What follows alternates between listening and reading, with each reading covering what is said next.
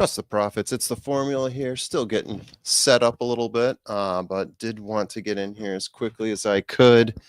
Yeah, we're cutting it close here. Obviously, missed race one. Whoops. Ooh, setting up the second monitor here. Things are jumping and jiving on me. There we go. There we go. Did place a bet for it. Looks like that bet lost. I tried to key a going backwards on you there. Yeah. Bob Jackson. Hey there yourself. Yeah, I placed a wager here. I think I decided to key what ended up being the longest shot horse, and I guess he was long shot for a reason. What did I place here? Yeah, if I scroll up, I can see I think it was 6 with 1-3. Yeah, 6 with 1-3. 1-3. This has been the story of my day today at Saratoga. My two underneaths doing better than my key. I should start thinking about playing that way. Anyway, that's neither here nor there. We're moving forward here for Del Mar, and we're looking ahead to race 2 as I'm getting set up here. Let me adjust the banner real quickly. Hope everyone is doing well out there. Gonna take off $8 from the bankroll. Riders Up Tim will be joining me soon. Our buddy Sean Patrick Nolan, I believe, is in Canada now. Yeah, he's going to be there for the King's Plate in Woodbine. He's also going out to Fort Erie. I don't think we're going to be hearing from him today. That would be a shocker. But we do have Riders Up Tim coming in. Maybe a Lombre. I know he's got some family stuff going on today, so maybe he's going to be able to pull in for a little bit afterwards. But we'll see. If time permitting, maybe he'll be able to give us some of his time. So yeah, let's start running through a couple comments here. I think let's see, post time. Hopefully you guys can hear me okay. Minutes to post. Need to pull up a little screen on the side there. Need to readjust the monitors. Fun times. 19 minutes to post, so we got plenty of time to talk through Del Mar race 2 coming up here. Looks like we got a pretty full field. 11 horses entered in, one of them scratched. The 11. We've got 1 through 10. I'm just going to plug in a little bit here. Got the power right behind me. Yep, this is how things work. Second office, if you will. All right. Let me switch things over. All right, so we are looking at a claiming race here. 28K purse, 10K claimer. 8 furlongs on dirt. As mentioned, 10 horses are entered in. I'm just repositioning some monitors here. I have no idea what it looks like. Let's see. Yeah, there we go. Let me readjust that way. Yeah, it's a little bit better. Bring this one over here. Let me check out the comments section. People are starting to roll in. We're getting there. Hello, Bob Jackson. Bobby D. We got the 2 Bobs in here. The Bobs rolling in it today. Let's get some wins out there. Let's see. Yeah, Bob D had the exacta box 1, 2, 3. So you got a winner there. Hey, how about that? Nice work. Nice work. All right. Good evening, Bray Glotzer. Hello. Double trouble Bob. Yeah, 2 Bobs. Double trouble. Look out for those Bobs. All right, let's start getting into it here. I'm going to look at race 2, see what my sheet says. We're going to see what, yeah. Okay. So yeah, for me right now, so I'm going through the sheet. Obviously the 11 is out. What sticks out to me here, we're going 8 furlongs. That's a mile. The best last race for me is the 7, who wasn't getting extremely favorable number here, which makes me wonder, am I seeing something? Are my numbers getting tricked? My formula's getting tricked. Let's dive into the 7 a little bit and see. I might even try to pull up the past performances here. I'm looking at Saturday at Saratoga. Let me readjust it so it's looking at Del Mar. Yeah. So right now, Oratium. The 4 is your current favorite, Juan J. Hernandez, JJ. Michael McCarthy horse. The horse I'm liking has KK, Kazushi Kimura, trained by Craig Lewis. Oscar nominated the sire. Don't tell that to Sean Patrick Nolan, Oscar nominated. Sounds like Oscar performance. I'm guessing there's a relation. Um, so if I look at the 7, 2 races just broke Divine Marina, just broke her maiden. First time out. Definitely looked like she got into some trouble there early or just sat further back, I should say. I don't know if it was trouble.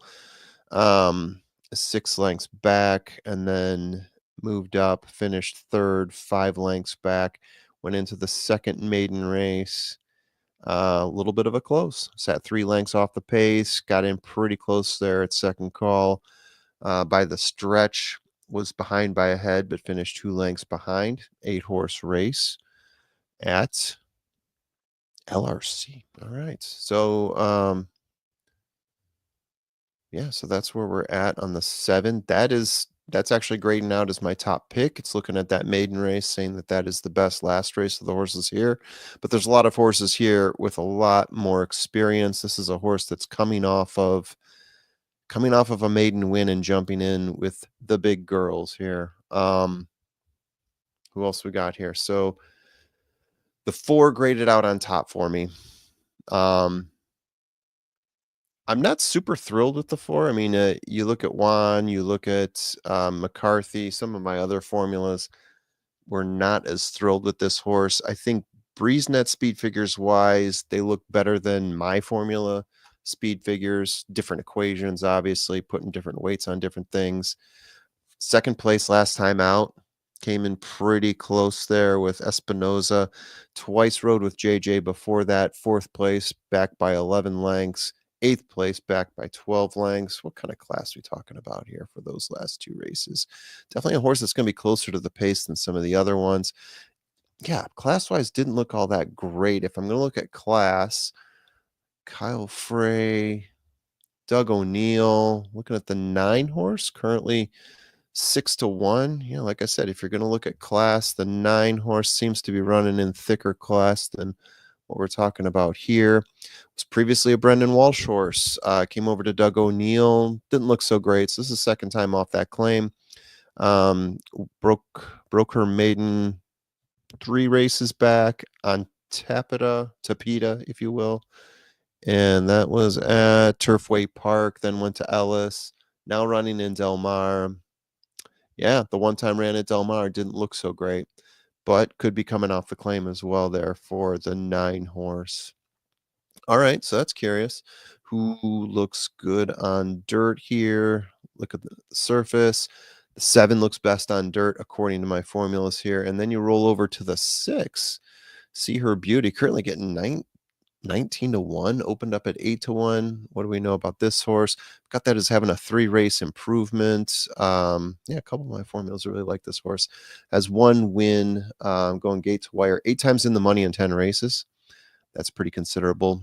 Usually sits 2 tiers off the pace. Was sitting a little bit closer last race, which is always interesting. Yeah, let's dig a little bit deeper into the 6. Was claimed 3 races ago she's with Marcia Storts now. Was 3rd place last time, 4 lengths off. 5th place before that, 5 lengths off. 2nd place, 6 lengths off before that. Yeah, it looks like claimed a couple times, had a really good run there with Sheldon. I can't read that right now, actually. Sorry. Okay, so that's a curious horse there. Got good numbers on the dirt for that horse. Yeah, which way am I going to go here? This will be a fun one. Let's see. Let me jump in here, see what you guys are saying. All right, let's go through them here. So, Brett, you've got 4195. All right. 4195. Who have I not talked about there? The 1. I actually do have a pretty good rating on the 1. I'll get to the 1 next. You got 9 and 5. I haven't talked about either of those yet. I don't have really good formula scores on the 5. Oh, no, the 9 I did talk through. Yeah, that is Exington. That was Exington. Why did I talk through that? That was the classy horse of the group. Also, that horse has the most winnings per race at the distance, highest winnings per race in highest winnings per race. Yeah, in general. Classiest horse, that makes sense. Running in higher class, even if not winning, you're going to be cashing something. Yeah. Bobby D. Bobby D. You've got 4-8. I talked through the 4 already. Did I talk through the 8? I don't think so. That doesn't sound familiar. Mrazek's Old Dream opening up at 20 to 1. Let's see. Do I have? No, I don't have. I'm going to pull up a little bit of a video on the side here. 11 minutes to post. So I can still ramble on here for a little bit longer if you don't mind. Currently 22 to 1 on the 8. Oof. And who else you got there? Yeah, 4 with 8, 3, 1, and 9. I was going to dive into the 1. You also got the 3 on there.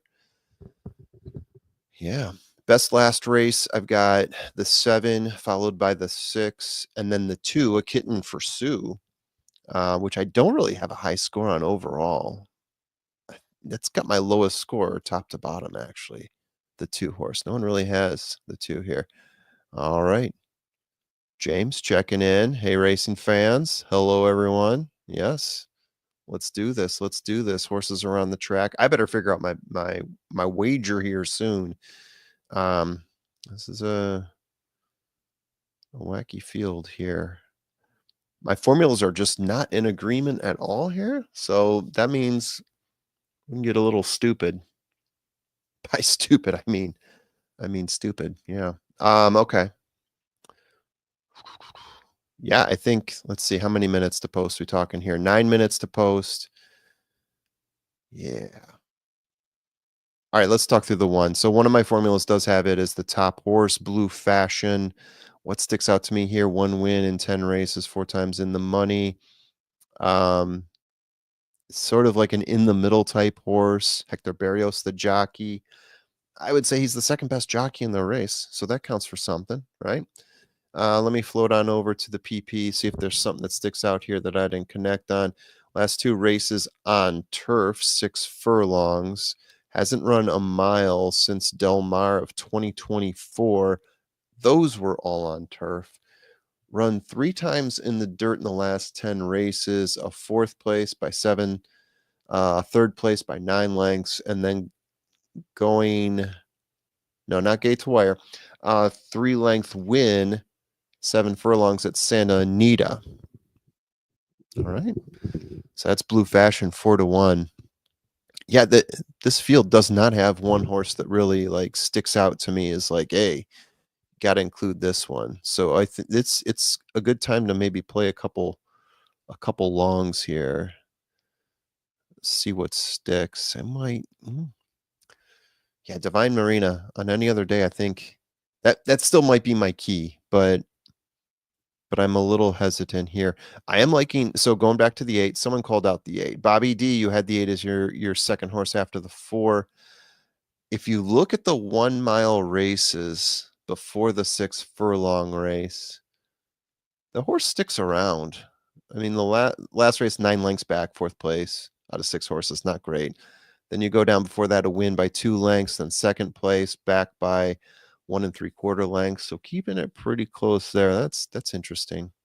Um, said interesting. Turning into Sean. All right, let's see what we got here. So Oratium, the 4 horse. Let's go back to that horse. 2nd place last time out. Got a win on turf ages ago, a while back. Yeah, ages ago. April 2024. The win on turf. Is that Los Alamitos? So, sorry, the win on the 2nd place on dirt. My bad. I was running at Golden Gate for a while. Santa Anita not looking great. Recently, Golden Gate. Yeah, Santa Anita. Okay, in May, Santa Anita looking a little bit better here. All right, I'm gonna have to figure out something here. I'm gonna have to punch in something. Uncle Sully. What's up with my 3rd favorite nephew? I don't know. You have to ask Alhambra that. All right, win place on the 9 for Todd and the 3 to show. This is a race that is all across the map. Everyone's got slightly different opinions. I can't even nail down a horse here, but I'm going to. Just a second. 6 minutes to post. Okay. I'm gonna need some time to think about this. One thing I do like about the 3. Todd, you brought up the 3. Have I talked to the 3 yet? No, I haven't. It's 6-1. Currently drawn in at 11-1. 6-1 was a morning line. Sort of sits in the middle for me numbers wise. Last race, 4th best of the group, I would say. Yeah, the win looks pretty good there. One thing I do like about this horse is where it sits on the pace. Consistently just off the pace. Let me take a look at those. Look at the past performances here. Are we going a mile here? Am I crazy in thinking we're going a mile? No, we are going a mile. This is a horse that's been running consistently 6 furlong races. Ran a mile one time on turf and was 15 lengths back. Has looked really good at 6 furlongs. And I mean, 6 furlongs to 8, it's not a huge jump, but it's in that range where you start to get a little worried. So can you do it? Of course, but I don't know. I'd rather find a horse that I feel better about the distance. Ugh, there's not many though. God. And even if I talk myself into the 7, he's only run 6 furlongs. She's only run 6 furlongs as well, but hasn't failed at 8 furlongs. All right. Beep, boop, boop, boop, boo. Let's think through this. Who's looked good at a mile?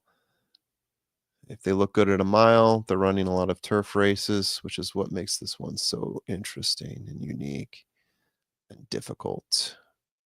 All right. Going back here, 4 minutes to post. I better get a bet in here soon. Leopard dress. Okay, so I can see why the 4 draws money because 2nd place at a mile last time out.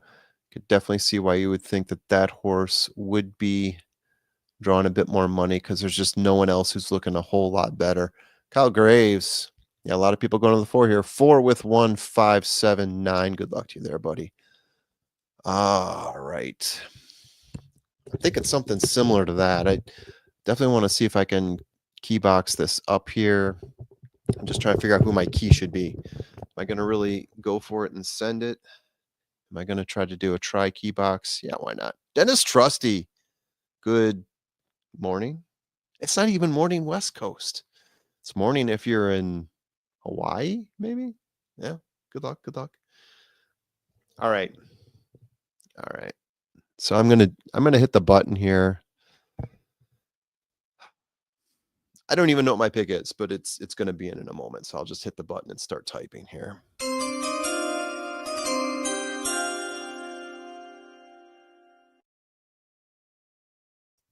All right. So it'll be a try key box. Got so many horses here. You just might as well. It's gonna be for 50 cents. But then it comes down to who am I going to key here? And I don't like the number I'm getting on the 4, 2-1. I like the 4. I'm going to include it. So you got that horse in there. The 2 horses I really am going to try to get in here that are probably going to give me that are going to give me a decent price. The 6 and the 7. So let me do this. Let me do this. Yeah, I'll go 7 with.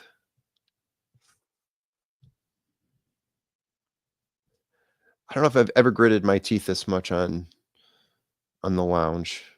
This one's just killing me. Okay, yeah, I'm gonna send it on this. Here we go. Let me do it. I got it. I got it. 1, 4, 6, and that'll be for $9 total. And we're just gonna have fun with it and see what happens. There we go. All right, Trusty. Betting the win play show on the 7 and 10. Don't know if they will win. Yeah, I mean, I'm really hoping on the 7 here. The younger horse, the less experienced horse, but also in the 2 races, the 2 maiden races look pretty productive. I'm falling into the trap that I'm predicting for myself here. Also a horse that does close, though. The best horse that closes, in my opinion, in this race. So the one that is shown it can close. At 8 furlongs, if you're going to look at a horse that is bumping up from 6 furlongs to 8 furlongs, that's something I like to look for. Cheers, everyone.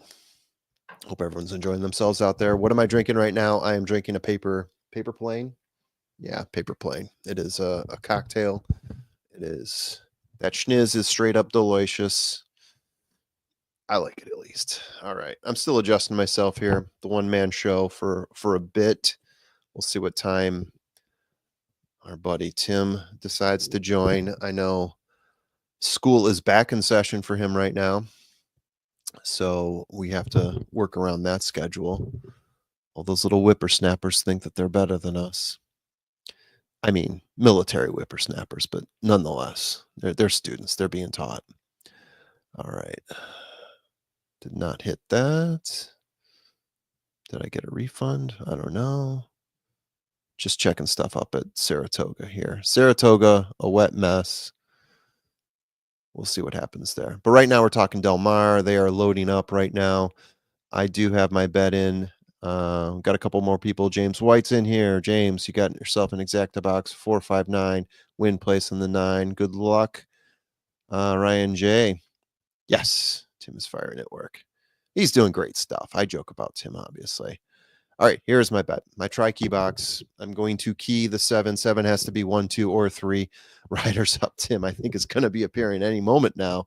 And then I got the 1, the 4, and the 6 to hit those other places. Guys, we are loading up the 10 horse here at Del Mar, so I'm going to call that for you. Yeah, we'll get some excitement here. They are off. Who got a good start there? It looks like the 3 is out running right now, trying to get ahead. It looks like the 9 and the 4 might be trying to edge in there as well. The 10 putting pressure on the 9 as the 9 is not right willing to hit that inside lane yet. 3 is still out in front. There are about 3 packs of horses here. They're going about 4 wide there. Hello, Tim. The 9 horse looks to be in about 3rd place right now. The 10 horse is pressuring him from the outside along the rail. You've got 3, 1, 4, a couple outside players there as well. We are playing a tri-key box 7, 1, 4, 6. Going to need some help there. The 7 and the 6 are still pretty far behind, but there's enough pressure up there. I think we got some closers here. At least the 7 should be a closer for me. The 1 is now squeaking the rail on the 3. The 1 is now in front, taking over from the 3. 3's getting sandwiched in there between the 1 and the 9. That rail has to be pretty uncomfortable right now, trailed by the 4 and the 10. Yeah, the 1 took over there. He's got about a half a horse lead there. The 9 definitely looking strong. Oh, almost put that one in my box there. Looks like, yeah, the 7 is clocking out, so we can probably kiss that tri-key box goodbye. I don't think he's closing today. 9 taking over on top of the 1 here. I'm guessing he's going to take off with the 4. 4 looking really strong there. As spoken about before, going off at 2 to 1. 4, it looks like he is going to be the winner. I'm going to anticipate this is going to be a 4-9-1 exacta. Way chalkier than I was, trifecta. Way chalkier than I was hoping it was going to be. Either way, we didn't win. But Tim, hello, how you doing? I'm doing great, but I should have been here earlier. My picks in order are 4, 1, 9. I'm sure they were. I'm sure they are. I had 4, 7, 1, and I think I bumped the 9 because my formulas were in disagreement, and I was trying to get. Let me see. If I look at the formula I had oh no, I had the 9 a little bit lower. One of my formulas liked it though, and I was looking at the distance, and I liked the 9 best. I should have included them. Yeah, but regardless, 4-1 though was top 2 picks, so I mean it wasn't anything sexy. No. And then the 9 ended up being 4 to 1 too. So it really was a chalky trifecta, which is what I was trying to avoid. In a field 10 deep like this, I was going up and down for the 20 minutes before post time, and none of them really stuck out to me as this is a horse you have to include. The 4 I liked just because last race he did go a mile and finished in 2nd and looked pretty good there. The 7, I should have talked myself out of the 7, but he looked sexy based on maiden numbers. The 9 looked good at the distance. Yeah. Yeah, I just love the surface change for the 4 in the last one. This horse seemed to really wake up. The numbers move forward. And the second time on the dirt for Michael McCarthy, I was all over that one. Right, right. Yeah, there was a slew of horses in this race that had either they've gone a mile, but it was on turf, or they were on dirt, but they were only going 6 furlongs, and they look crappy at a mile. So Yeah, yeah, it was a tough race to find one to like. So I was that's all trying right. to grab numbers. We'll move on. Look, I come in, I'm not even in here, and the first thing I notice when I walk in is Uncle Sully talking shit about me before I'm even here. Oh boy, that Uncle Sully. Who's that guy think he is? All right. I forgot to take the 9 out, doing the one-man show here. So we're down to 83 because I am just blowing through cash at Del Mar. All right. So what is this trifecta going to pay? Let's play the trifecta prediction game. Always fun, even if you didn't win. For 50 cents, it's going to pay $32. 32. No, way less, way less. I'm guessing way less at least. Let me see. So 4.9 on a $1 exacta pays 16. And then you put the one who was the post time favorite. I'm saying this is going to pay 20, which is still better than I Yeah, the originally. only reason I say that is because it's 10 horses. I get it. But still, anytime It you is put that, it is the top three, it but is. win pool doesn't always equate to the tri pool. So No, agreed. I'm still saying 20, and you say 32. Let's see who's right here. And wishful obviously, thinking. I'm going to give you the next race. Wishful thinking. Wishful thinking.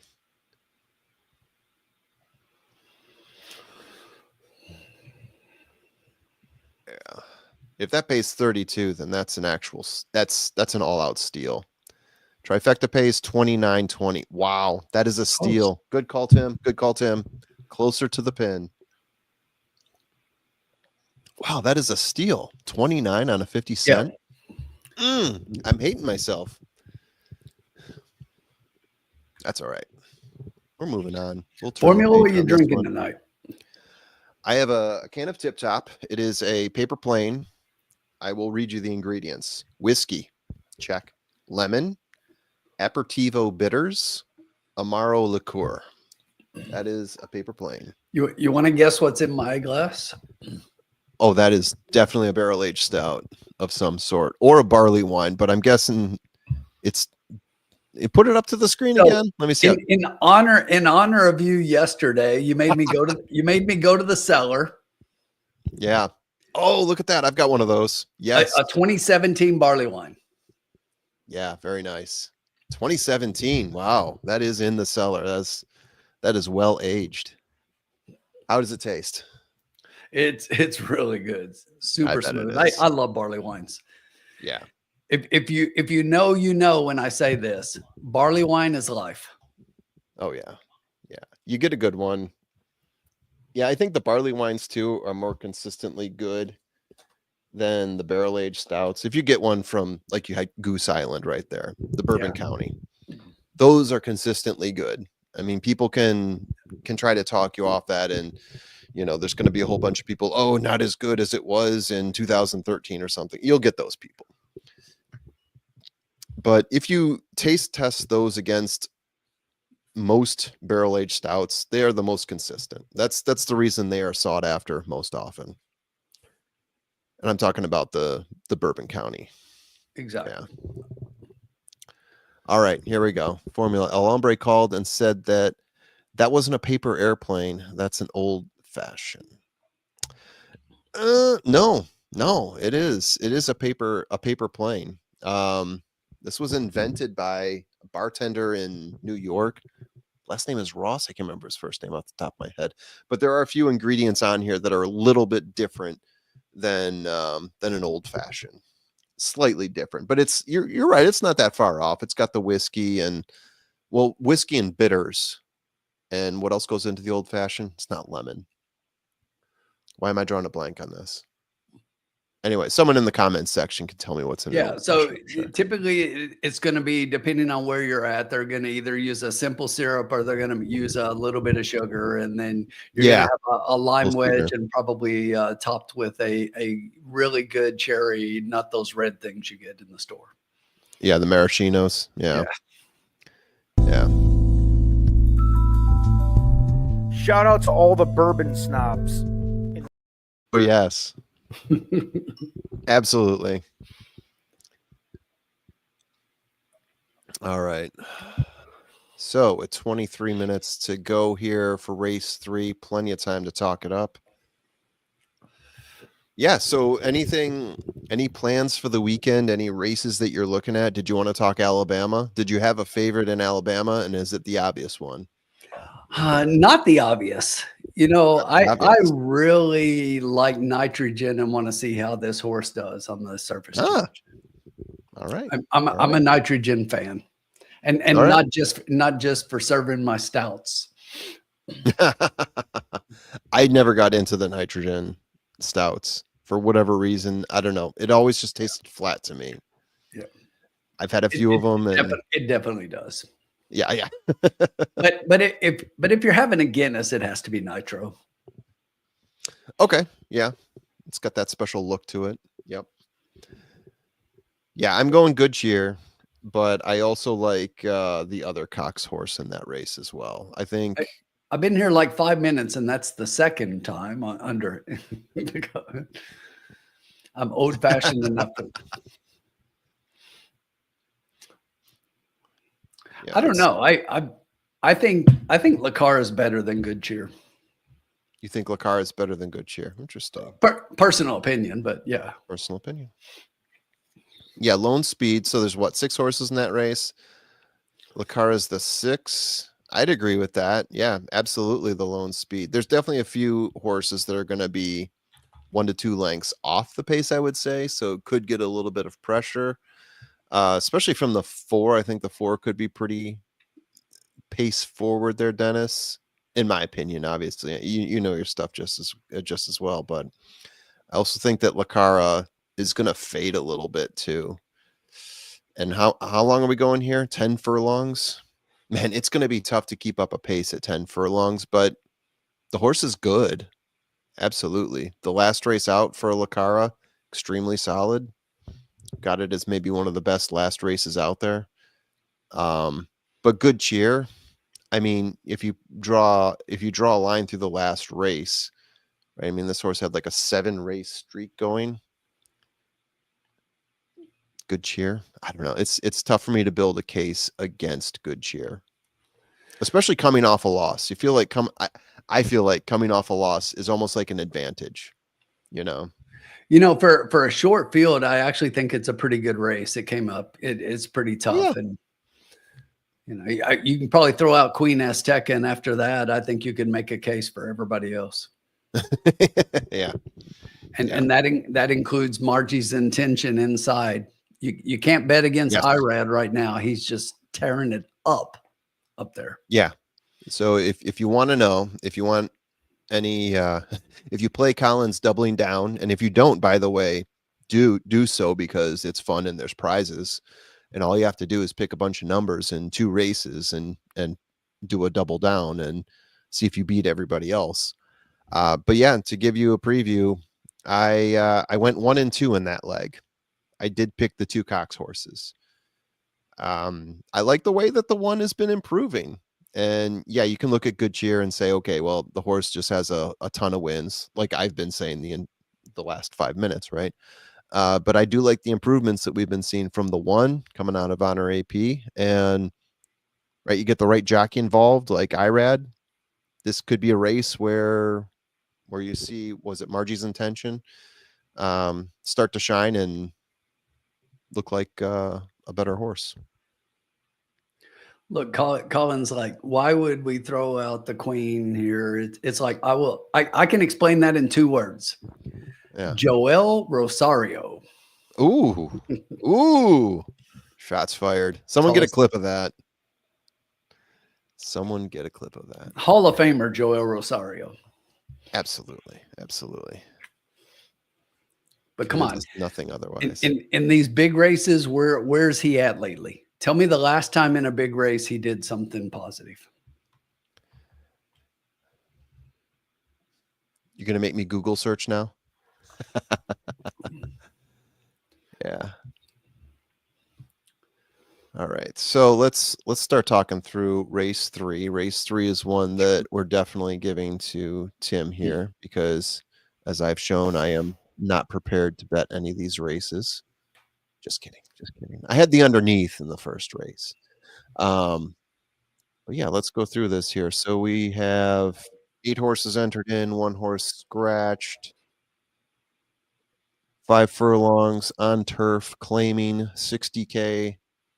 The turf is firm. Let me alt tab over to the race right now. Who do I have here? Number 1. My top pick here is the 6 horse. Was that Polythene Pam? Oof. Let me say here, a horse that's been getting closer to the pace, which is always something I like to see. I like the race times coming out of this horse here. If you look at the Breeze Net speed figures, they look pretty good. My speed figures don't look as good, but they look good enough with all the other things involved here. 2 wins in 6 races for this horse, 3 times in the money. I love where this horse sits on the pace, just off the pace a little bit here, especially in short races. This is like a pouncing position. Bullet workouts recently coming out of Violence. Kyle Frey, the jockey. Good times going there. Good times going there for Polythyrene Pam. And then the next spot I'm going to jump to is going to be the 8 horse. Currently giving you 7-1 DVD, the jockey. Let me alt tab over here. I'm going to read through the PPs on these horses a little bit too here. So I'm not reading purely off of my crap. Yeah, so the 8 horse here in 3 races, twice at a mile on turf. Did run in, am I reading that right? Juvenile fillies, came in 9th place there. Okay, has had 1 good race in a maiden race. Ran 2 larger stakes races after that. Didn't look as good, but I'm going to call this a class down for this horse. And then who do I have after the 8? I've got the no, I'm not going that direction. I'm going to go with the 1. I'm giving you a bunch of numbers here. The 1 is my next horse. I've got it as having the best last race. The last 3 races, grayed out best for me. I like the horse at the distance. Median lengths to win, I have as hitting a flag for me here, meaning that most of the time the horse is pretty close, if not winning. 2 second place finishes, 1 win, and a 4th place finish where the horse was way back, but that was the horse's first race. So I really like approval rating here as well. If I give you 3 horses in order, I'll give you 6, 8, 1. Considering I didn't put the two chalkiest horses in here, there could be a couple longs for you. I was gonna say, Yeah. We could be very different on this, and I'm totally. we definitely are. Yeah. Yeah. So look, I like that that the 7 is currently the favorite. I do not have the 7 on top, and I let the 7 keep taking money. But I do like the 7 and think the 7 factors. But I love the 2 in this race. I think that this horse comes in and really. I know that race at Los Alamitos we're sprinting 1,000 yards. It's a little bit different, but this horse does have the form and the experience when you go back and look. I mean, we're sprinting 5 furlongs on the grass. So you look before that last race at Los Alamitos, at the turf races at Gulfstream, and this horse definitely has the pedigree to basically compete with these, and I think is better. Totally. You know, the thing about the 7 is you see pedigree, you see the overseas, you see the breeding and everything else, but I don't see the North America performance. And you see this so often that horses come in with great resumes overseas. And I always say, I want to see one race in North America. And the one that this one had was here at Del Mar, and it wasn't pretty. It wasn't pretty. And I know we're talking different races. That was a mile and a 16th. Now we're going to be sprinting, but this horse doesn't show me anything that says this horse wants to be a sprinter. I know it's Doug O'Neill, and you It just look got at claimed.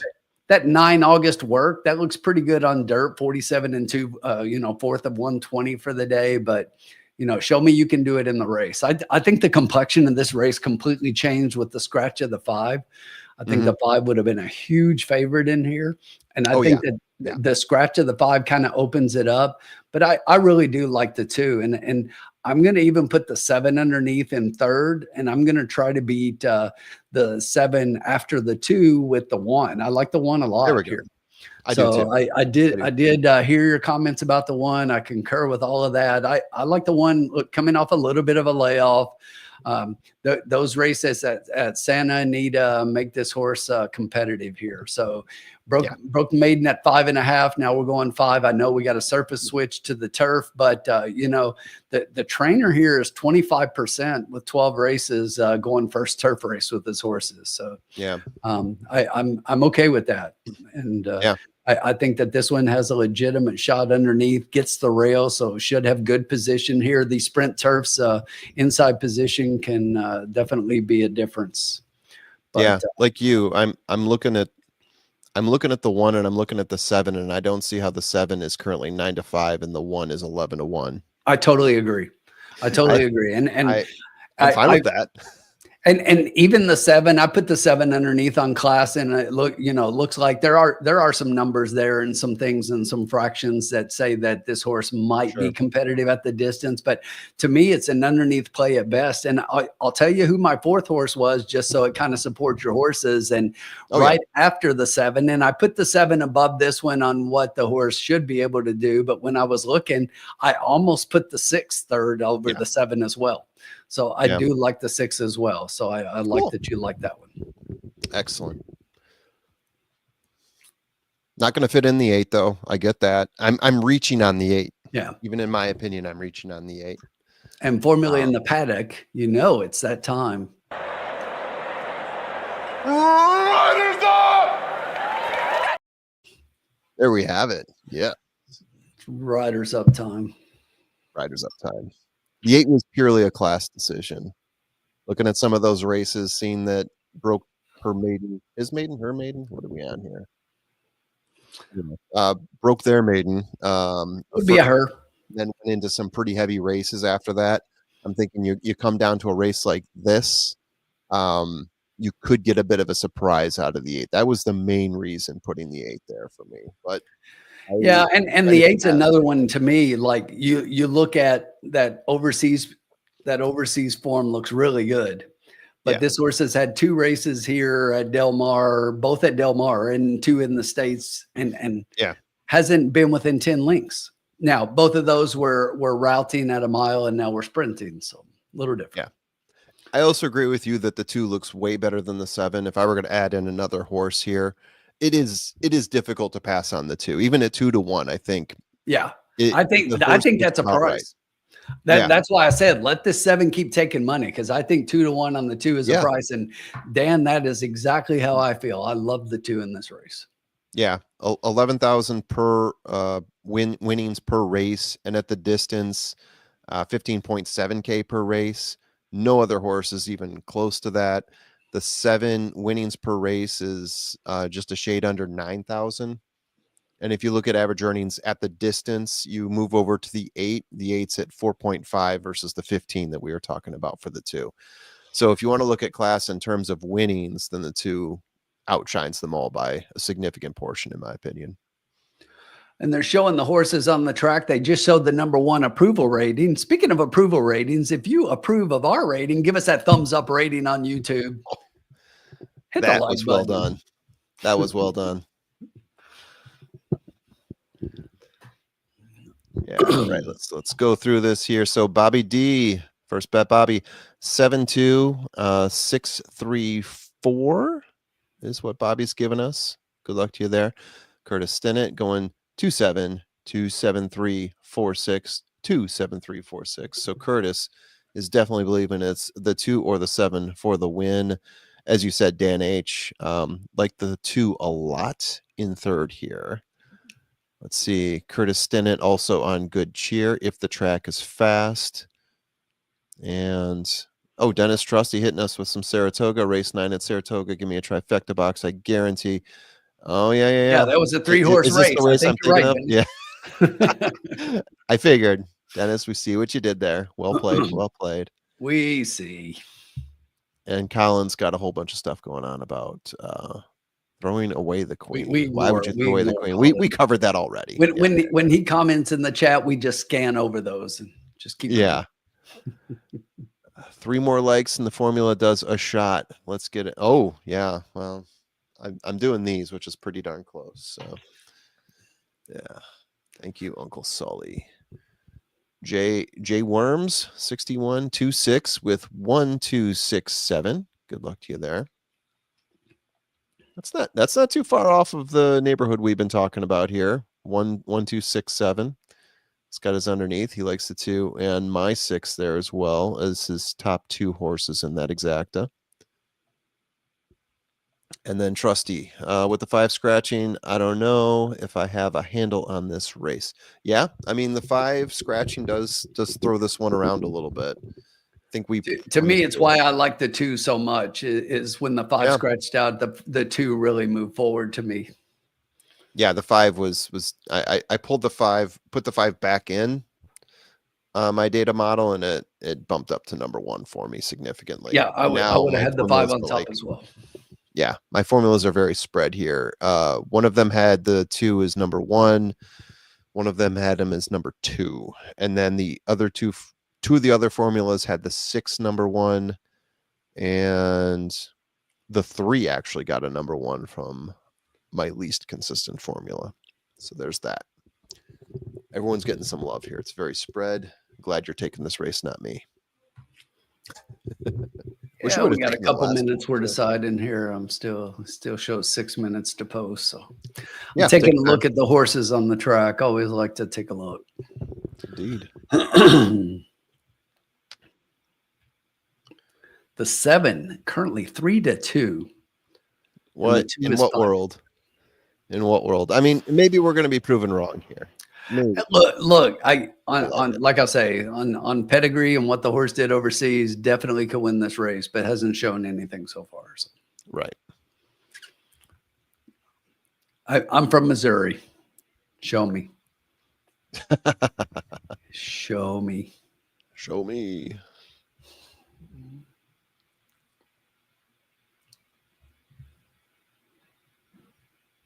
All right. Just checking some messages here, making sure I'm still in the clear. Horses on the track, 5 minutes to post. Riders Up Tim is crunching the numbers as we speak. Yeah, so I'm crunching a couple of these right now. Will pays right now. You look at the $2 double. Ooh, and the 7 is $22.20 for 2, but the 2 is $18.40. So, the horizontals don't line up with the win odds. And then let's look at the pick 3. The 7, who's your favorite, is $27.55, but the 2 is $22.70. So once again, the favorite is the 2. So I think the 2 takes late money here and does go off as your favorite. I think the 7 is smoke and mirrors right now for Doug O'Neill and Antonio Fresu. Yeah, we got about 3 minutes until we see what the cause are gonna say, right? Until the crows start chiming in, and then we'll see. You know, the 6 right now formula is 3rd in all of those wagers. Yep. Which kind of matches up with the win odds. But as we move over to the turf, and our long shot darling, the 1 is still sitting at 11-1. Giving us some significant value there, in my opinion. Significant value. If we go through some of the exactas on a $1 exacta, 7/2 pays 7, 2/7 pays 8. We look at a couple other combos. 2/6 pays 9, 6/2 pays 10. Look across the board. If the 1 is going to be in first, 1 and 2 gives you 33. 1 and 6 gives you 42. 1 and 7 gives you 51. That's pretty darn solid there. That's with the 1 winning, obviously. If you flip that around, it's going to be a little bit less for each of those. All right, still 6 and 1 looks good. Go ahead. I think I'm ready. You're ready.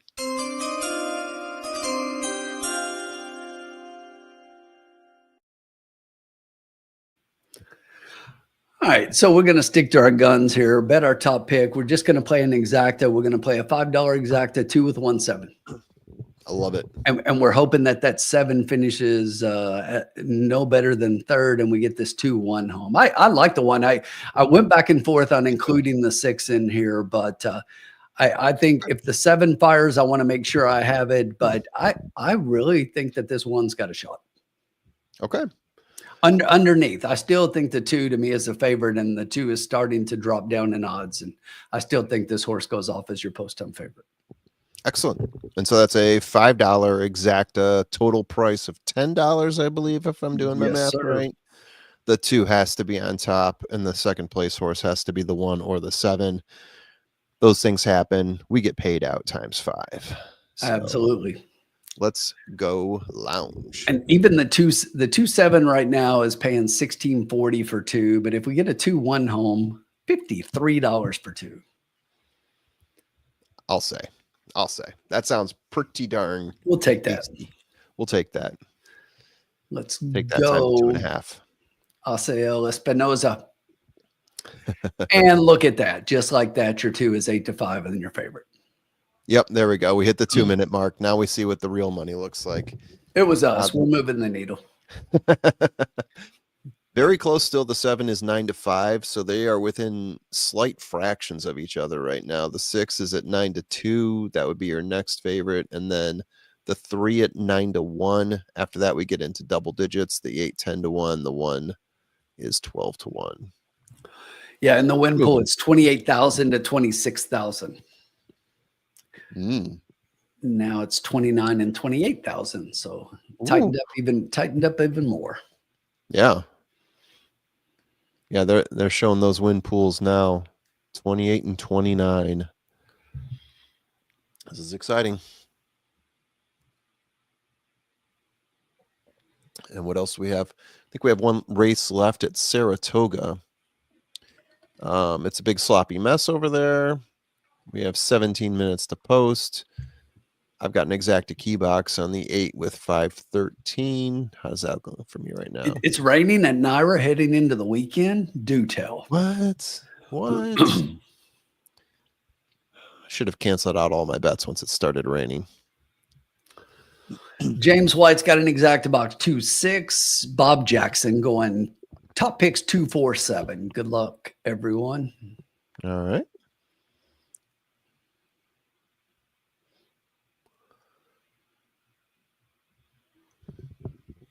Ooh, my screen froze.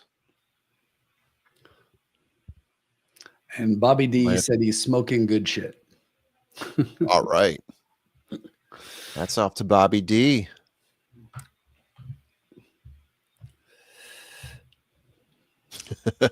What's up, Bob? Okay, I'm going to close this down, reopen it. Happy Friday Eve to everyone. Oh, yeah. Almost there. Almost there. It's almost the weekend, folks. Hang in. We can do this. We can do it together. We got the lounge. That's what the lounge is for. Lead us into the weekend. Yeah, seriously. Now we can start talking about another race that I'm interested in. The other half of the doubling down that Colin Sheehan has put forth. And yes, let me remind you guys, check out the doubling down video that Colin and Vinny put out, and go ahead and register yourself to compete for prizes to pick the best doubling down for the weekend. The double down for the weekend. I think it's races 9 and 10, 10 and 11. I can't remember which. I think 9-10. 9-10, yeah.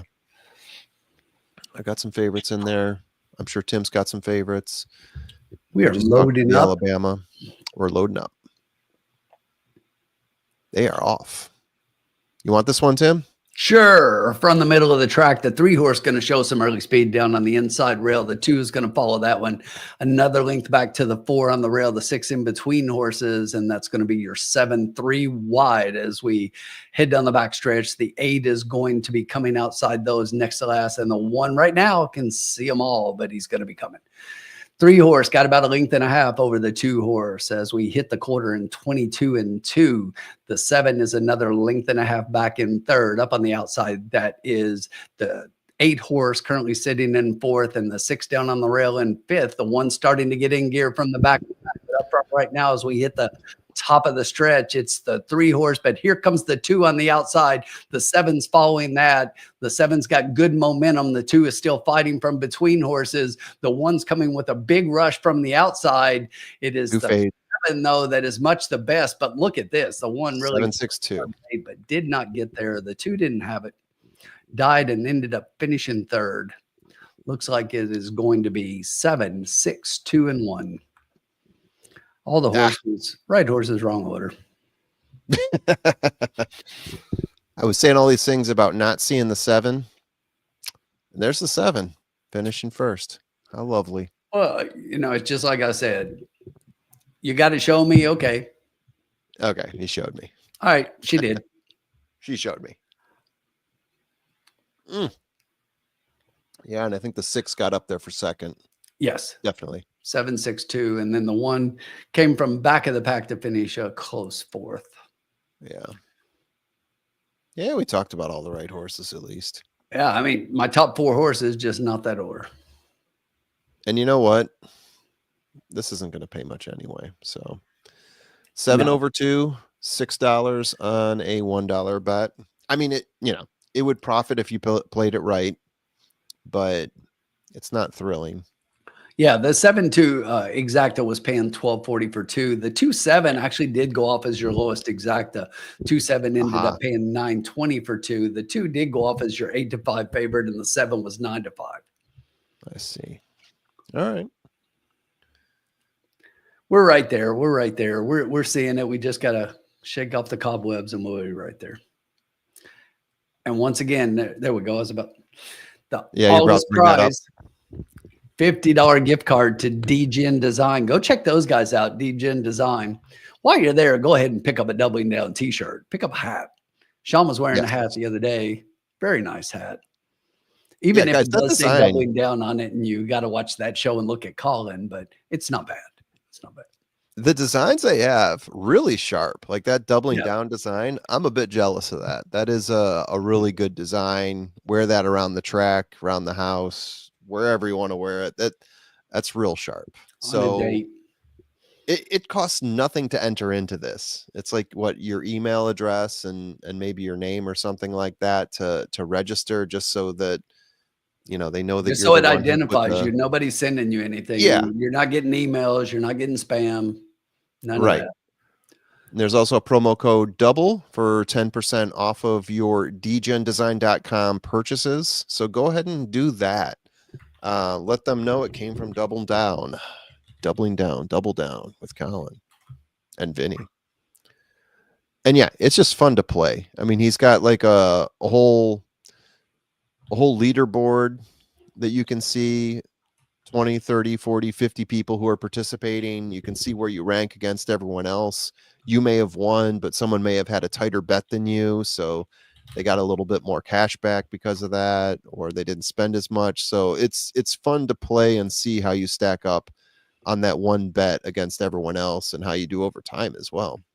And real quick correction on Colin's website there. It's DGen Designs. If you don't put the S in, you don't get there. GoDaddy will tell you too can own the DGen Design website if you want. Yeah. But if you want to buy some products, add an S on the end and get you a t-shirt. Yeah, go check them out. Absolutely.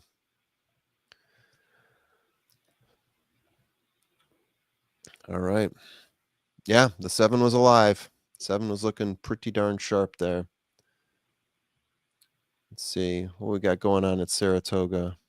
Yeah, I said I had 8 with 513. I'm just curious what those are paying out here. 8 over 5 would pay 42. Actually, it's DGen. Actually, I my bad, Colin, and I'm sorry, formula, but actually that wasn't the right website either. It's DGen -hyphen design. DGen -hyphen design. We better get that right. Yeah. But I found it. I'm finally there. There you go. There you go. All right. Yeah. Yeah, I got one race left there at Saratoga, 9 minutes to post there. And we're going to have another race coming up here. Race 4 coming up soon at Del Mar. 10 horses entered in, 1 horse scratched. Maiden special weight, 5.5 furlongs on dirt. Uh-oh. Check it out. There we are. There we Look are. at it. Nice sharp shirt. Oh, look at that. Yeah, that's what I'm talking about right there. That is a sharp design.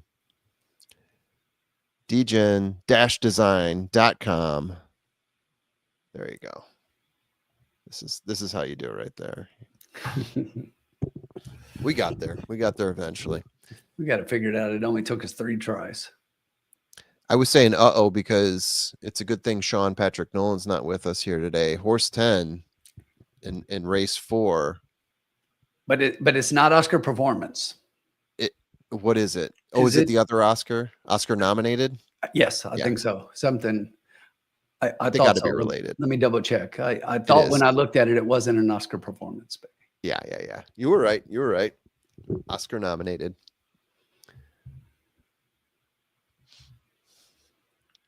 Yeah, we will soon see what these lines look like as we get a replay of race 3 popping out here. Yeah, we do have oh, is the 9 scratched as well? Rockford Peach. That the must be a 9 late is scratch. out. 9 is out. Okay, so we're now down to 8 4 horses. and 9. 4 and 9 are out. 4 and 9. Rebel Excess and Toss 'em out. Rockford Peach. Gone. They are now gone. All right. Let's walk through this real quickly here. Race 4, maiden special weight, as I mentioned before, 23K purse. I'm just going to run through these real quick here. Sure. The top horse here, number 1, Mia Mac, Cristobal Herrera, Marsha Storts. The horses had 2 North America races. I can't even tell where the others are from. Latin America? Somewhere in Latin America? LA? I can't. Oh, no. I'm sorry. Those are probably sprints, right? In Los Alamitos? Yes, they are. 1,000-yard sprints. My bad. California always throws me off with those. Yeah. They get thrown in there and they don't match up. Yeah. Was 11 lengths back in the last race, going 6 furlongs. Then we move on down to the recently claimed AP's Lucky Charm, trained by Jose Valdez, Serafin Carmona, the jockey on that one. Last time out, 13 lengths back, 7th place. Pretty slim picking so far, but then I've gone through 12-1 and 20-1 horses. Third, number 3, a clear behest at 20-1. Alfredo Bautista, the jockey. Alberto. Man, I better stop reading these because I'm going to butcher every name. Ruvalcaba. There we go. 4th place, 6 lengths back, going a mile in that race. This horse looks like he would actually like the distance a little bit more. He did have a string of 5.5 furlong races where he got 2nd place, still 6 lengths off. So I'm not going to say he came close in those races. Yeah, but at the last race, he definitely sat a little bit further back. Maybe they didn't like him going from 4 lengths back to 6 lengths back, even though he improved his place. So we'll see what happens there. The 4 horse scratch, moving on. Now we're starting to get in some chalkier territory. Dixie's Delight, Abel Lescano, Blaine Wright, the trainer, last time out going 6 furlongs, set the pace early on, faded to 2nd, 3 and 3 lengths back. Before that was getting up on the pace by about 2 lengths back, finished about there 3 lengths back in 2nd place. So 2 second place finishes in a row for the 5. Now we're moving on to the 6 horse, Smiling Rapper, 6-1. The Bazers on this one, Bill McLean, the trainer, 4th place last time out, 9 lengths back. Previous to that at Santa Anita, 3rd place, a 1 length back, looking like he was getting pretty close there last time, and then showed a little bit of regression in the last maiden race. Coconut Girl, the 7 at 5-1, Kyle Frey, John Ivory, the trainer. Couple 3rd place finishes last couple times out, but pretty far back, 7 lengths and 3 lengths back in those races. Moving on to the 8, opening up at 8-1. Haven't seen much from that horse either. 10 lengths back, 19 lengths back, 6 lengths back. We scratch the 9 and move on to the 10, Oscar Knight, out of, not Oscar Performance, but Oscar nominated, like we said before. Looked really strong last time out, going a mile in a maiden race. Was in first place at second call, was back by a head at the start of the stretch, and then finished 2 lengths off third place by the end. So that's just a quick run through of those horses. No surprise here. The 5 looks best on paper, looks best by my numbers, and I'm booting in the 5 here as my top pick. And well, I saw I saw Saratoga, and the 5 was currently sitting at 6-1, and I thought we just got a gift handed to us from the heavens, but no, currently sitting at 1-2, quite the opposite. So yeah, the 5 is my top horse. I would say my next horse here, Smiling Rapper, currently at 14-1. So getting a little bit of a value there, seeing a little bit of improvement, I would say, over the last couple races. Also in terms of jockey trainer sire combo, grades out fairly well for me here. And then we move over to Oscar Knight, the 10 horse at 9-2. That would be my third horse here. What we talked about before, the last couple finishes have looked pretty strong from that horse. If I'm going to give you a fourth horse here, ooh, where do I go with this one? I think I'm going to travel back over to Mia Mac at 25-1. But again, not looking outstanding, but getting a little bit of a 3-race improvement there. Maybe this is a horse that shows you something a little bit more this race. So if I give you those in order, I'm going 5, 6, 10, and 1, if you go that deep.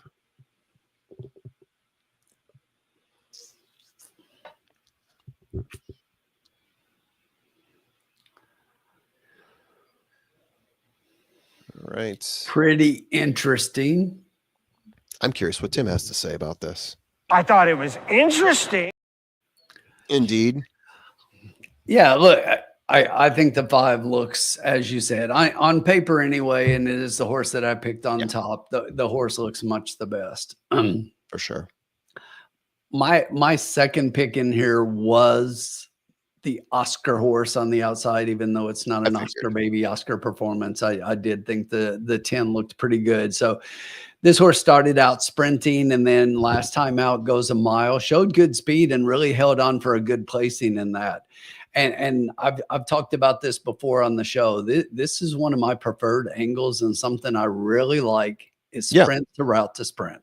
I love sprint to route to sprint. When somebody has a horse sprinting and they take it to a route to put in some build in some endurance, to get them to hold better.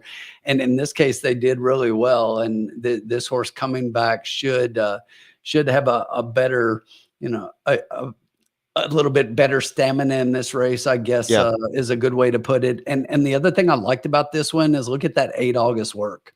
47-4, 11th of 58 for the day. So pretty decent work out there. I think this horse definitely has some early speed and hopefully can move forward a little bit. My third horse is. Oh, hold on a second, Tim. Hold on a second. And the Oscar goes to. Just had to. Yes, it's a different Oscar, but it is Oscar Knight. Oscar nominated. Not Oscar Performance, but Oscar's an Oscar. Yes. But I will give you a little bit of a price for my third horse in here. By all means.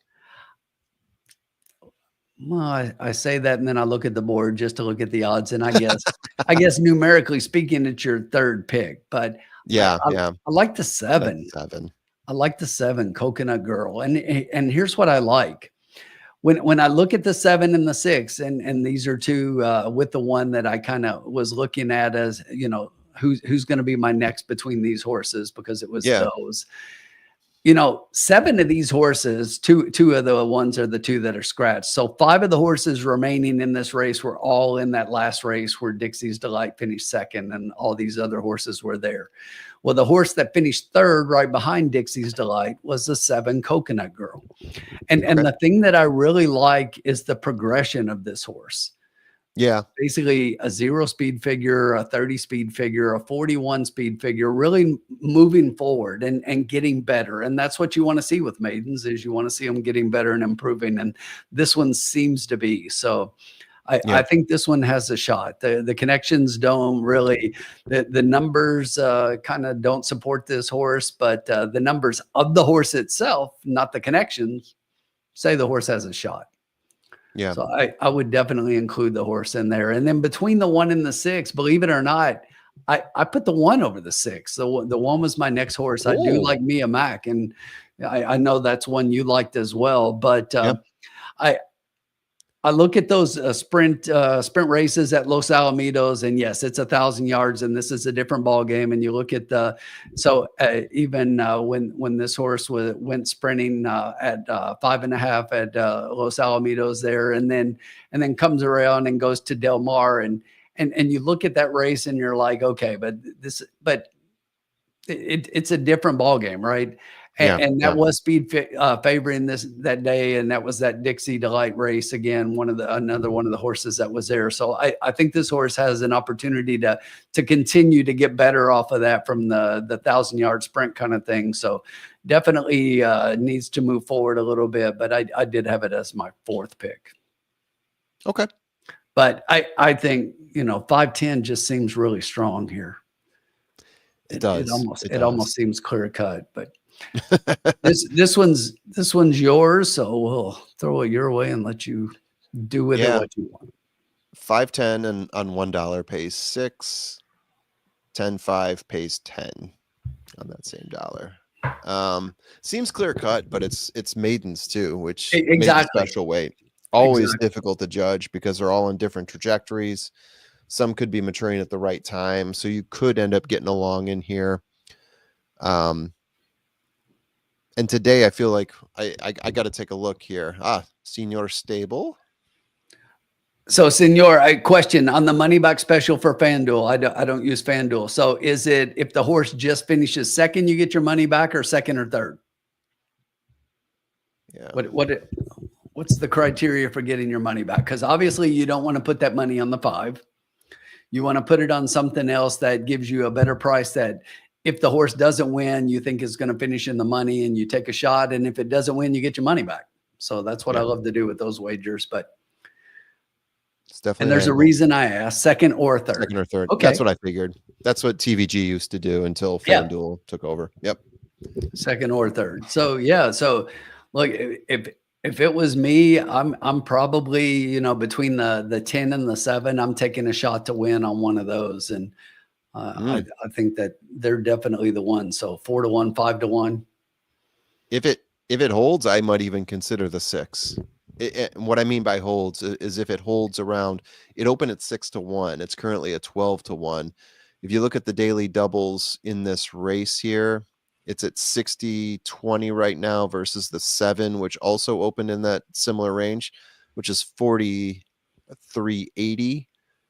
That tells me that that horse will probably sit in that 12-1 range, maybe coming down a little bit, but it might give you some great value there.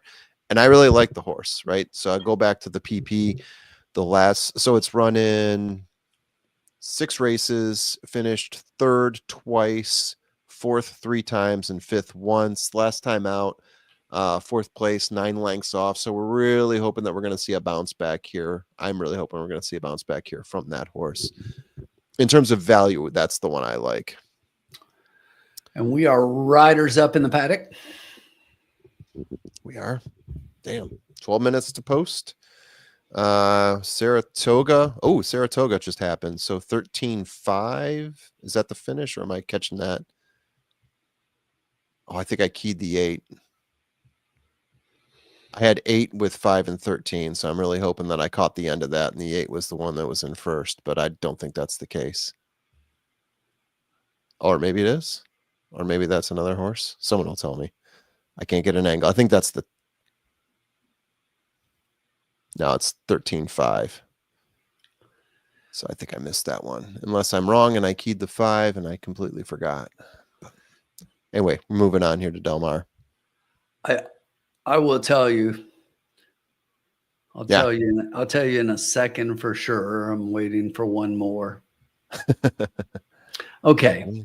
So love watching the horses coming out to the track. Love watching them on the track when they get there, just kind of doing that, paddock pick kind of thing. And these horses mostly look like a bunch of maidens, and the 5 horse looks like a grade 1 stakes horse compared to the rest of them. All right. That horse looks like a friggin' monster. Yeah.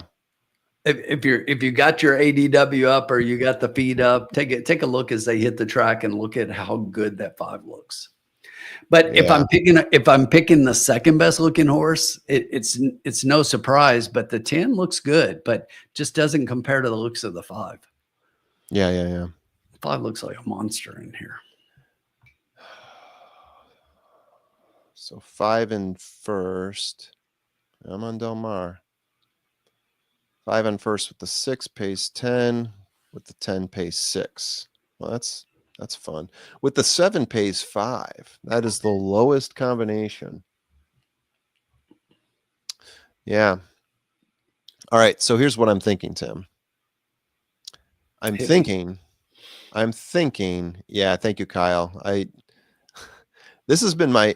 Okay. So 3 times today, I've placed exacta key boxes, and the 2 horses I placed underneath, not the key, have 312. Finished first and second 3 times. 3 times today.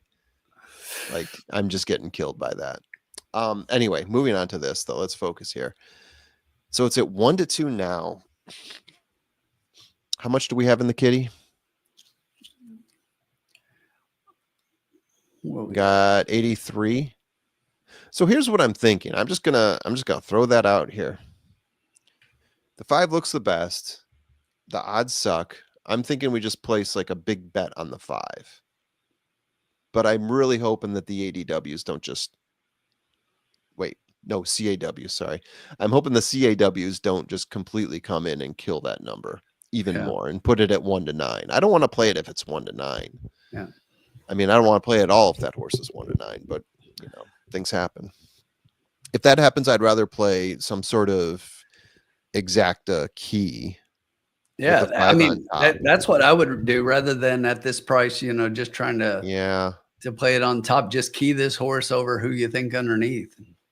Yeah, and all the horses underneath that I like are like paying out single digits, but that's okay. If that's what it is. Let me punch in what I'm thinking right now, see what the price is, and maybe we just ship with that.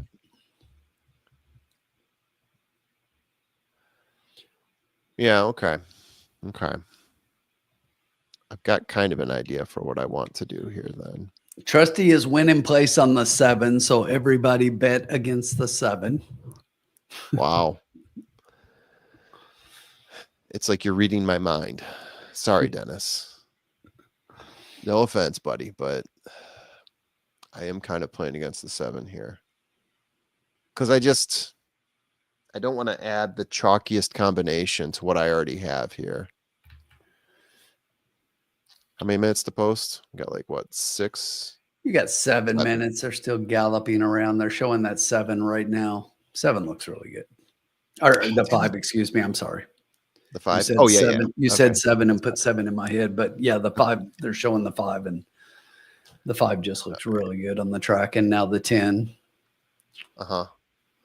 Yeah, I'm going to try to avoid. I don't like the 8 at all. Yeah, the 10 makes sense. The 6 I like. I'm talking myself out of the 7. I'm trying to, but I know what you're saying, Dennis. The horse, I see it. I see it. Am I talking myself into other horses here? Am I doing that? Am I getting into that territory? Let me see what the payouts are here. I mean, to me, in my mind, and I know my picks were 5, 10, 7, but it's almost like I'm thinking like $5 for myself. I like a $5 try key in the 5 on top of the 7 and 10, and just. That's what I'm doing, but I'm going a little bit deeper because I'm thinking there might be 2 longs in here that have a shot, and I'm going to try to capture those. There you go. So, yeah, Dennis, the 1 was my 4th pick, and the formula liked the 1 as well. So we both think that the 1 can definitely get a piece here. Yeah, I've got one more horse here that I dug a little bit deeper into the PPs on, and I'm just sort of hoping. So it's going to come out here in a second. So you can go ahead and hit the button. Ring it up.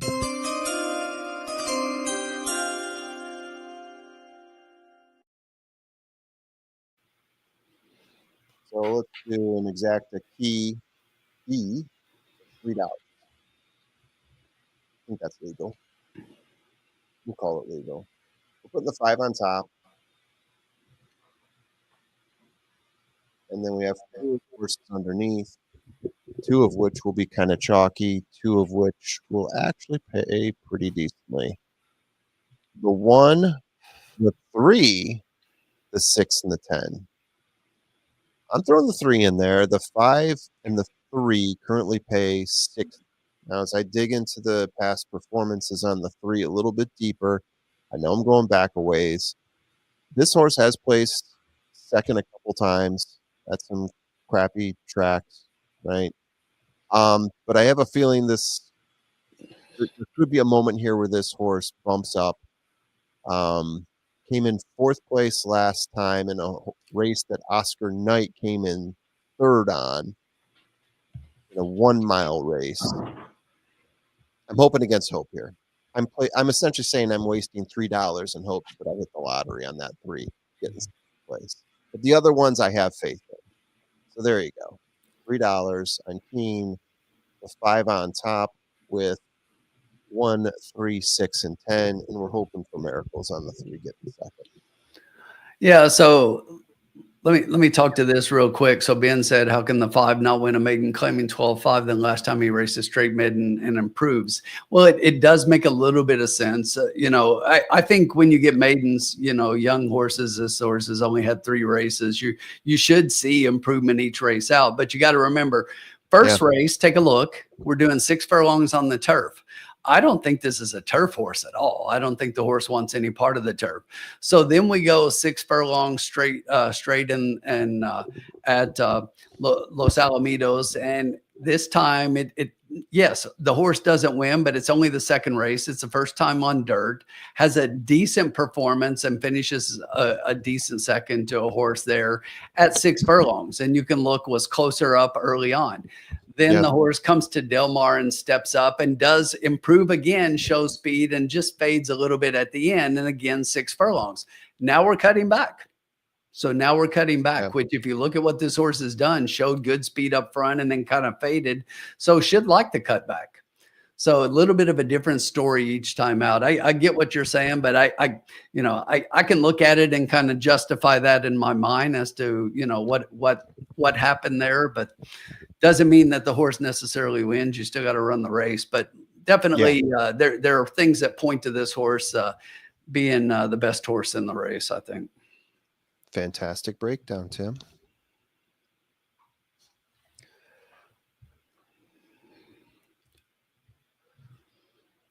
Dixie's Delight, 3-5.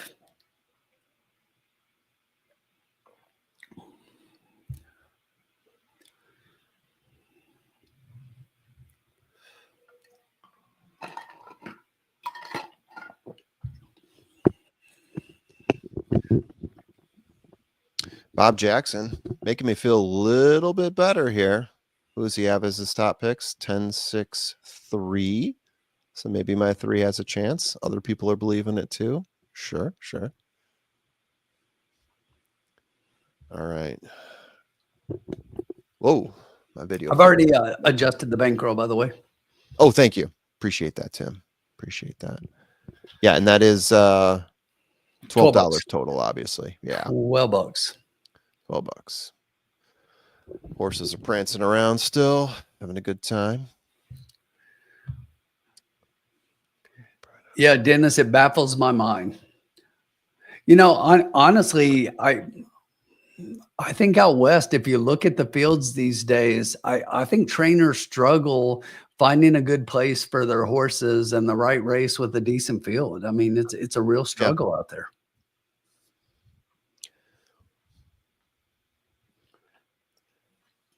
Yeah, especially with maidens, right? You're looking for any sort of indication that they take to one surface, like bouncing back and forth. Didn't work here. Let me try it there again. Okay, let me try it at a different distance.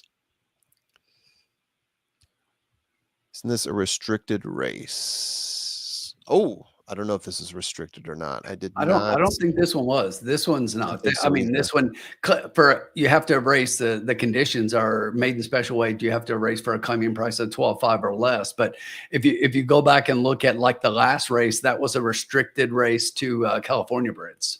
It does say preference to horses based in Northern Northern California California. since 12/1.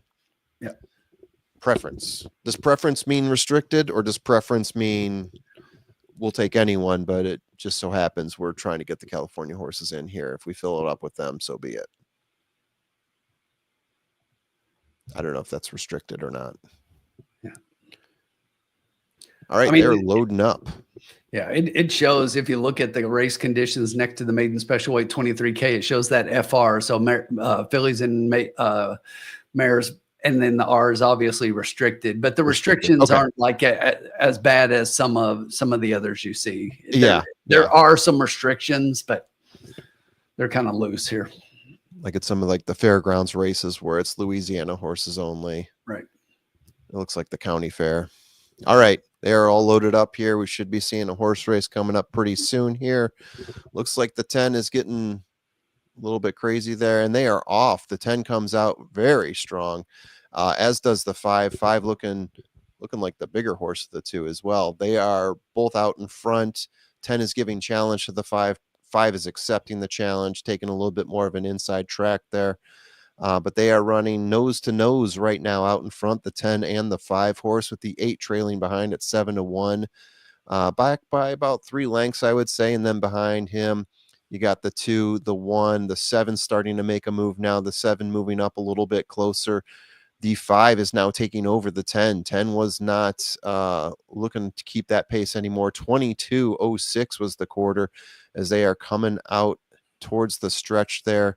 The 5 has a 1-length lead, has a nice, takes the corner very nicely there, stretches out the lead. Currently, it is 5-10, the 1 overtaking the 10 here. The 1 looking really strong. The 1 is now overtaking the 5, or looking to. Let's see if the 5 has some fight back.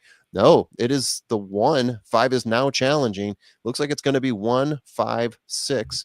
And why didn't I box it like I normally do? I got the 1 at 20-1. 20-1. Son of a. And that was the horse we really liked underneath. Yeah, and usually 20-1. But this time I keyed. Yeah, I know. Me. I'm a proponent of the key, but I'm the key box, but I'm trying to key more and more. Look, this is something we talk about all the time, and it's like the 5 looks much the best on paper, but we even said this. It's like, especially in these maiden races, a lot of times you got to bet against. But that was one that just didn't look. You saw that 5 early on. It looked like the horse was going to be much the best, but caught him at the end. The one won at 20-1. 1 over 5 on a $1 bet only pays 24. So actually pairing it up with the 5 didn't do much more. Abraham, the 1 beat the 5 in that last race. The 1 beat the 5. The 1 is Mia Mac. The 5, Dixie's Delight, came in second. And it is by, I would say, about a head there, or a nose. It was actually pretty close. Maybe we'll call that a neck. I don't know. Dennis Trusty, there you had it. Good call. Good call. Yeah, we all like the 1. We just like the 5 a little too much for that race. Got tied up thinking the chalk would prevail again. 3 races in a row where the chalk did prevail. So maybe got tied up in that. 1-5-6. All horses we were talking about. Just put them in the wrong order. And then there's my 3. My 3 Dennis, it was easy for all of us to make a case for the 1, and we all did. And I even said when I saw your post that we like the 1 as well. But it's just like you. Yeah. It was hard to put the 1 over the 5, but that's why they run the races. No, Dennis, I still give you credit for it. I mean, you talked it up enough, and you had the 2. I give him no credit. Yeah. Cruel. Yeah, we all got talked into that one. Yeah, Bobby D had said also Talked ourselves. had it second. Yeah. Damn it for all of us. It was looking really good for about 4 or 5 seconds there, Yeah. and then it's like, whoa, slow it down there, one. Let's not get too fancy. Well, you know, the 10 put some pretty good pressure on the 5 and maybe took a little bit out for the stretch run. So Yeah, winning jockey there, Abraham Cristobal Herrera. Pardon my pronunciation, and Abel Liscano was the jockey on the 5. Again, pardon my pronunciation. craziness. Senior stable. Yeah, this is true. You come off of ASD, off of a Assiniboia, and you're like, well, the favorite's going to win every single time, so might as well. Yeah, and it sucks that, you know, you got to try to beat the favorite at some point. You can't just bet the favorite every race. And yeah. And then this is what's frustrating. You try to beat the favorite and the favorite wins, and now we try to take the favorite and the favorite loses. Yeah. Whoa. Tyler Gaffleon. So when I was watching him at Ellis Park, I think on Saturday, didn't he rattle off like 5 or 6 wins? Yeah, I'm a little confused he had a really by strong that Ellis Park. because Tyler is like crushing Ellis right now. Yeah. He's been looking real solid there. Yeah, there we go. Trusty's thinking the same thing I was on a Saturday, nonetheless, or maybe it was Sunday when they had all those stakes races. They had a whole slate of stakes races, and I think he had like a 6-win race. He was holding up a full 5 and then one more. Yeah, exactly. Yeah, since he came back with a vengeance. Yeah, came back off an injury, and he's like, I'm just going to win everything. Let everybody else stay up in New York, and I'm just going to crush everything here at Ellis. Indeed. For really good purse money. And, you know, a lot of the better jockeys, many of who ride at Keeneland and Churchill, a lot of them don't ride Ellis and go back to Naira, and Tyler just goes down and cleans house and takes everybody's money. You're like, pay me. Yeah, might as well, right? Tyler loves Kentucky. Yeah, we talked to him on a really old, I think, podcast that we had, and we were asking him about his favorite parks, and he said, I think Keeneland was his favorite, and he just liked Kentucky in general. And it shows when he races there, that's for sure. Yeah. For me, I'll be back in 1 minute. Absolutely. All right. Hopefully someone out there was smart enough to box that up and grab in the 5 and the 1. Wasn't us. If you guys did have it, go ahead and post a little brag there. I think the closest we got was talking about the 1. So talking about the 1, putting them in the box, but not boxing the box, if you know what I mean. No worries, Abraham. Just saw that, and I think a few of us got shocked by it because we just noted that Tyler's been doing pretty well at Ellis Park there recently. All right. Anyone have a good day there at Saratoga and all the wetness? I should have canceled everything out.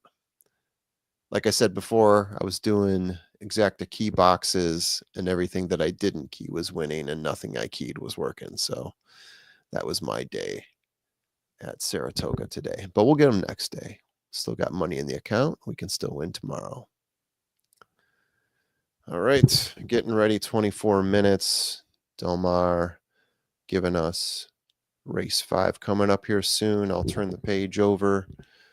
I'll recount this for you guys. Tim can catch up when he gets back. I'm sure he'll have no problems with that. Let's see. Dennis Trusty, what you got here? Had a customer of mine do that one night. My first customer used my free stuff, and I gave out the exacta 1-9 over a bunch of 30 to 1s, and an 82 to 1 beat him. He turned it and did. Ooh, interesting. Yeah. You never know how people use your picks. I know that for sure. I was giving out picks to someone, and I was telling El Hombre, oh man, I don't know.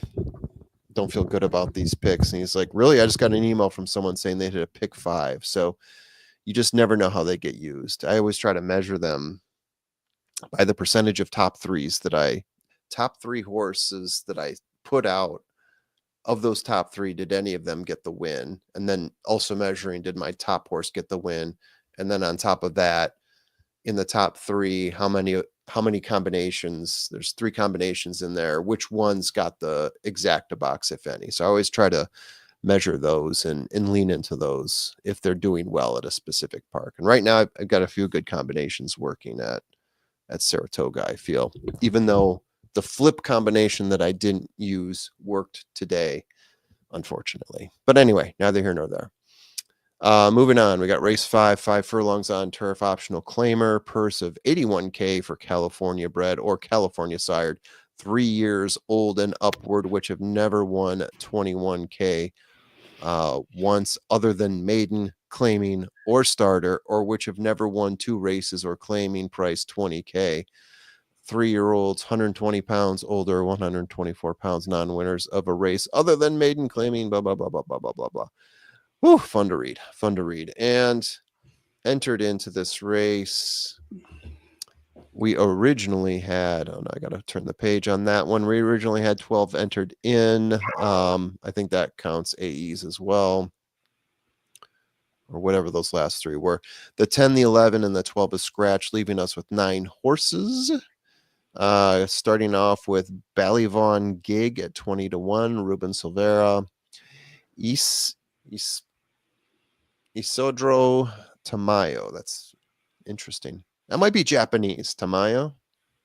I always try to guess that, but I've never heard this first name before. Isidro Tamayo.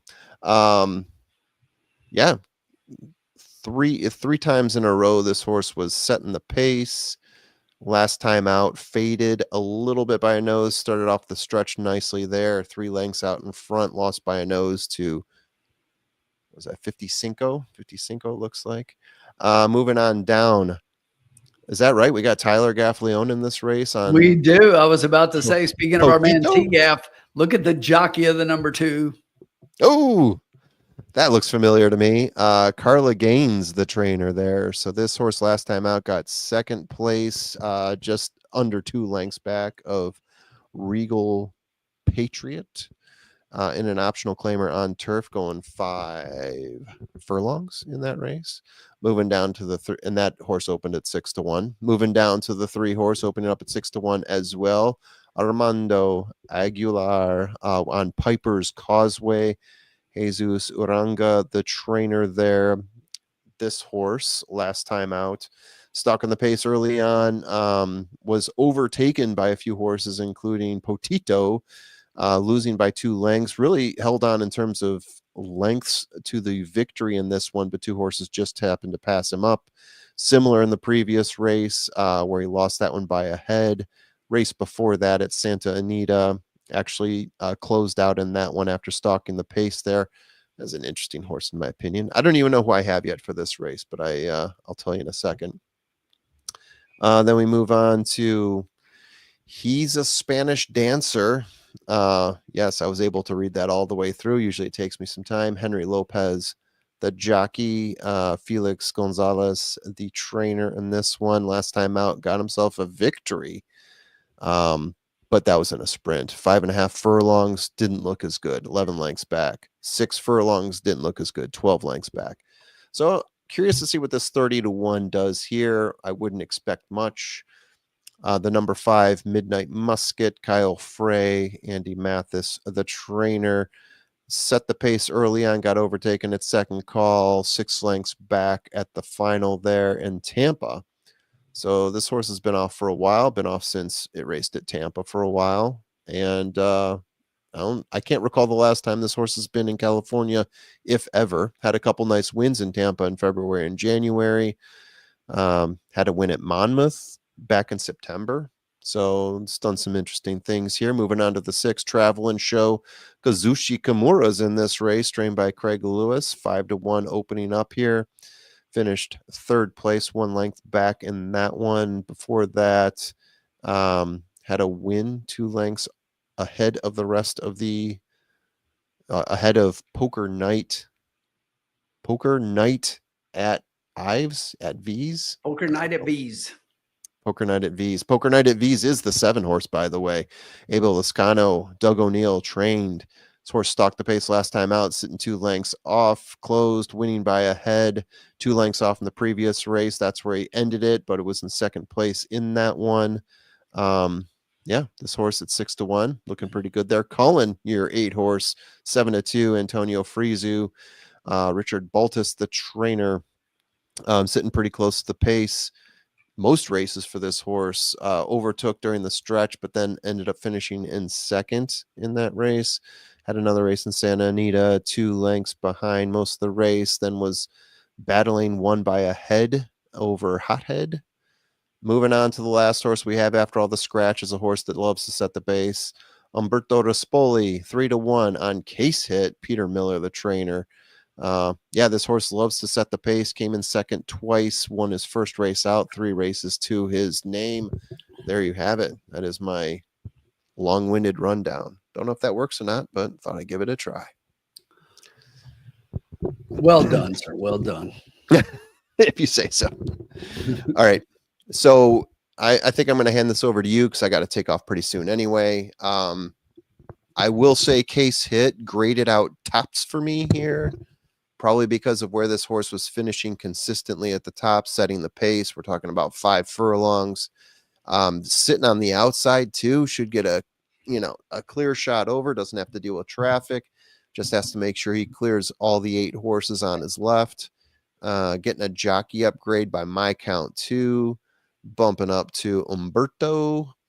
This horse runs in some pretty darn good class. So yeah, for me, that horse grades out as number 1, currently sitting at 6-5. I think the public kind of agrees with me there. I will move over to Potito after that, getting a huge jockey upgrade there to Tyler, as we mentioned before. Yeah, I think that's a major reason there to go with Potito, another horse that has been in some pretty good class as well, pretty similar to the 9 horse. After that, who do I have after that? I've got the 8 horse. The 8 horse currently giving you 8-1, Cullen J, coming off a 146-day layoff there, 4 times in the money in 5 races. This is, as I mentioned before, a horse that is going to be pressuring the pace. You've got 2 distinct pace setters in this race, the 4 and the 9. The 9 is by far and had the clear favorite, and then you got like 3 horses, I think, that are really going to be applying a lot of pressure to the pace as well. The 1, the 3, and the 8. So yeah, I'm curious to see what's going to happen here, especially being on turf. We could end up seeing some major closing coming in. The 2 really could come into play here. In order, I'll give you 9, 2, 8. If I were to give you a 4th one, oh, interesting. I might go with the 7. And in terms of pace and what we said about this being pretty heavy pace potentially. Sorry, not the 7. Did I say the 7? You I said meant the the 7. 6. I meant the 6. Thank I'm gonna go God. with the 6. Thank God you said the 6, because I'm like, you're going to give me 4 horses and you're not even going to give my top pick. Oh, the 6. Yeah, no, I do like the 6. My top pick is the 6, Traveling Show. Look, Go for it. if you look at that last race, last race looks like this race, right? And Sure. 85 speed figure in a 5 furlong race on the turf at this level, which is exactly what we're doing. And this horse finished just behind who in that race? Oh yeah, that would be Case Hit. That would be your 6-5 favorite coming out of the 9-ho. Where's it at here? Colin Sheehan still in my thunder. Okay, still in my thunder, throwing stuff up. I do not like the 9 post in a 5 furlong turf sprint. Okay. I don't like it at all. Okay. I am completely fading the 9. And if you look at those numbers, 7%, 8%, 9%, I'm fading the 9 off the board. I've got the 9 third at best. No. At best. All right. Okay. So let this 9 keep taking everybody's money. Let this 9 keep taking everybody's money, because here's the other thing. Not only does the 9 have to overcome the 9-ho, but this horse, poor horse. He's a gelding. I mean, come on, you got to feel for him. He's a gelding. Yeah. But here's what he's got to overcome. Everybody listen. He's got to overcome Umberto Rispoli. Oh my It's one of the best God. jockeys in this race. Come on. Can you put, I could ride this horse better, and Oh, I'd go about 200. easy, Okay. But easy. it's just like you look at poor journalism, and it's like, does this guy makes that horse work way harder than he has to work? He puts the horse in positions to where it's just like, what the hell is he doing? I don't Yeah, even know. But I'm just like, can you tell I'm not a fan? You said that the yeah. number 2 was a jockey upgrade. Tyler gets on a horse ridden by who previously? Yeah, that would be one Umberto Rispoli. So that's like jockey upgrade of jockey upgrades. I said he was You could one of the bring best in in, this race. everybody listen to this one. Okay. You could bring in Ronald Ollie and put Ronald Ollie on the 9, and I would say that's a jockey upgrade. Okay. That's a jockey upgrade. I thought it was interesting. So let me tell you how I really feel. But I mentioned the 2 in Potito and Tyler getting on, and Tyler coming out to California is a big deal, and he's out here for the weekend. But look, Tyler getting on this 2 is a big deal to me, and this horse being further to the inside. And I like the 2 a lot. The 2 is actually my second pick. So Cool. I agree with what you said, David. Umberto's better on turf than dirt. Okay. Better on turf means he rises from like the bottom of the barrel to the middle of the pack. But yeah, no, I'm joking in a lot of ways, but at the same time, I'm not a fan. He's a good rider, but I don't like the 9-hole. I really don't. And for this horse being all the way on the outside in this race and everything, I mean, here's the thing: if you look at this horse, it's like they went from the dirt to the turf, and now they're taking blinkers off, and we're still trying to figure out how to get this horse to perform. But Yeah. Traveling Show, the 6 horse, was not far behind that horse, and I think gets a little bit of a better position to the inside this time. And I like the 6 to outperform, turn the tables on the 9 in this race. I think Tyler can get that 2 into a good position from the inside. That horse closed up gangbusters coming off a pretty long layoff from March. And I think if that horse moves forward at all, this horse could also finish in front of the 9. The 9 is pretty close to my third pick there, but just to give you one more at a little bit of a price, currently sitting right now at 21 to 1. Let me say that again. 21 to 1 off a 6 to 1 morning line. I like the 3. I like Piper's Causeway. Piper's Causeway coming from the inside. This horse, the last couple of times out, this horse went 6.5 furlongs, 2 back, now drops back to 5 furlongs in the last one, and finished not too far behind who? Yeah, that would be the number 2 Potito. So this horse was right there. This is going to be the horse has got 2 races at Del Mar. That last one was the one time finished off the board. Before that, the only other race at Del Mar, this horse was a decent second. So another one that could move forward a little bit and finish in the money. I don't think this is a win candidate at all.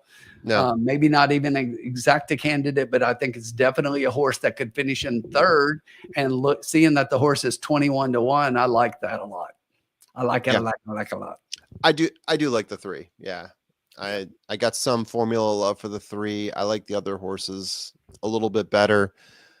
Like I said, my numbers just show the 9 being that much more superior. But again, he's only got a couple races. I get what you're saying about the post. I'm willing to concede that.